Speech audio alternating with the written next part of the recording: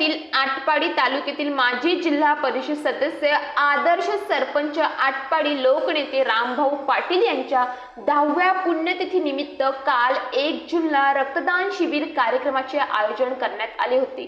आटपाडी तालुक्यामधून रक्तदान करण्यासाठी लोकांचा मोठ्या प्रमाणात रक्तदात्यांचा मोठ्या प्रमाणात प्रतिसाद मिळाला। या शिबिरात नागरिकांनी मोठ्या संख्येने सहभाग घेतला।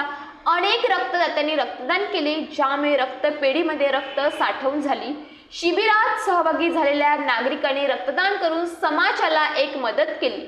शिबिर यशस्वी करण्यासाठी आयोजकांनी खूप मेहनत घेतली, रक्तदात्यांची नोंदणी केली आणि त्यांना योग्य सुविधा उपलब्ध करून दिल्या। या कार्यक्रमाचे आयोजन लोकनेते रामभाऊ युवा मंच व भारतदादा पाटील युवा शक्ती व पेलवान सौरभ पाटील यूथ फाउंडेशन व या कार्यक्रमाला उपस्थित आनंदराव पाटील, भारत तात्या पाटील, पेलवान पोपट पाटील, पेलवान सौरभ पाटील, हर्षवर्धन रामभाऊ पाटील व संतोष पुंजारी आदी मान्यवर या कार्यक्रमाला उपस्थित होते।